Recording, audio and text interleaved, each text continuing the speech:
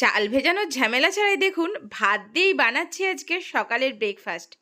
দেখুন ভাতগুলোকে জাস্ট একটা মিক্সি জারের মধ্যে মিহি পেস্ট করে তাতে মিহি করে কেটে রাখা পেঁয়াজ, একটু আদা রসুন আর পরিমাণ মতো নুন, একটু চিলি ফ্লেক্স দিয়েছি, আপনারা কাঁচা লঙ্কাও দিতে পারেন।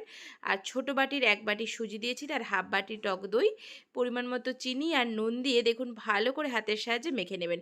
ঘনত্বটা ঠিক এরকমই হবে। আর বেকিং পাউডার দিয়ে দিয়েছি ছোট চামচের হাফ চামচ।